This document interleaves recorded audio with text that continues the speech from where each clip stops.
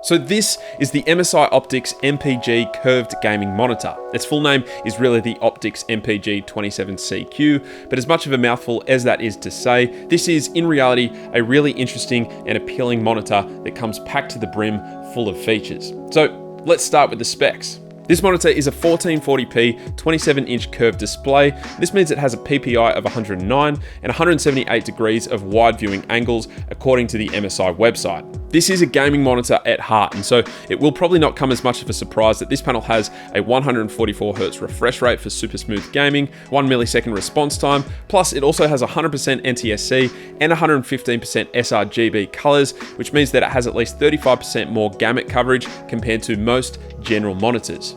So I admit that is a fair bit of technical jargon that I've just word vomited for you, but basically in layman's terms, what all of that really means is that this monitor has very true, very accurate colors, which is something us video editors love, but it's also something that gamers will get a good kick out of having as well. And again, it really is a monitor designed for high-end gaming. To take this a stage further, on the front of the monitor are a series of built-in RGB LEDs, and these support what's called SteelSeries GameSense. This means you can actually set these LEDs up to represent a variety of live gaming stats whilst you game. So for example, you might have a panel that represents your health status, whilst perhaps having another that represents your current ammo levels. Now, I'm not a gamer by any means, but if I was, I'm guessing I would flipping love this feature. As an editor though, it's not really something that I've found a use for, but I can appreciate cool tech when I see it. In terms of the actual design and look of the monitor, like I said, this is a 27-inch curved monitor, and although it's not a super drastic curve and definitely a little bit more subtle than some of the more well-known curved monitors you might come across, it is a very nice monitor to use.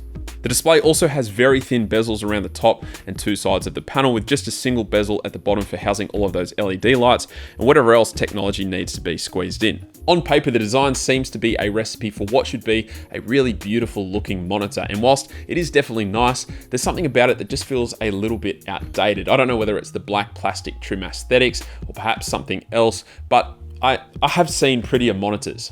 On the back of the display is obviously where you'll find all of your ports and access to power. And in terms of video inputs, we have two HDMI inputs and one DisplayPort 1.2, so minimal but fairly standard. One thing I don't care for about this monitor is that because of these ports being aligned vertically in such a way and being so tucked in there behind the monitor, it's actually quite hard to insert your cables without having to physically get in there, looking at the holes and then lining them up perfectly so that your cables actually go in. That gets pretty annoying fast, but what is good is that once the cables are in, they're super snug and secure and won't be going anywhere. Elsewhere on the back, you'll see a unique, almost cable-like design scattered across the back of the monitor, which houses another set of RGB LEDs inside. And whilst you don't get to see this pattern all too often because it is on the back of the monitor, it is nice to see a fair bit of thought has been put into the entire look of the monitor and not just the front.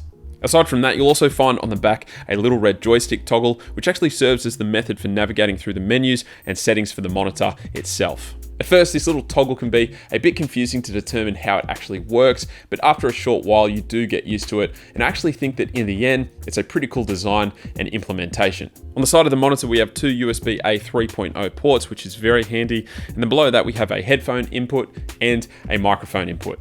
Aside from that, the monitor sits on a V-shaped stand, which has a nice red accent to match that MSI red, and the stand is super flexible, allowing you to swivel, tilt, and height adjust in order to get that perfect viewing angle. In saying that, the actual V-shaped legs protrude out quite a bit more than I was expecting, and so if you have a relatively narrow desk, you're going to be cramped for room once you introduce a keyboard and a mouse, so definitely keep that in mind. The legs are super sturdy though, so that's definitely a plus. If you're more of a wall mount guy or girl, the stand can be removed, which will reveal a standard 75mm VESA mount, so that's an easy option if you prefer. So where does that leave us in terms of my thoughts on its real world use and practicality? Firstly, I do think it's actually a pretty phenomenal monitor which has a lot going for it. The minimal design and the emphasis on improving the gaming experience is impressive to say the least, and the panel itself is a real treat to look at, particularly if you're going to be doing long gaming or video editing sessions at the desk. The thing though with this monitor is that it is really going to be seen in its best light when used as a gaming monitor. I can almost guarantee that if you're a gamer, you will most likely love it. But as a video editor on the other hand, or really any other content creator for that matter, whilst you will no doubt enjoy using this monitor, the fairly high price point means that it has quite a bit of stiff competition.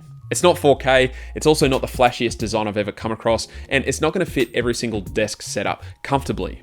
Believe it or not, I have actually altered back and forth between this monitor and my Asus MX279H monitor, and I haven't really been put off from going back to my Asus monitor, even though it's only a 1080p resolution. So take that for what it is. It's obviously still a really great monitor that's going to impress most. And so if you're interested in finding out more information about the specs, then I'll leave a link down in the description below.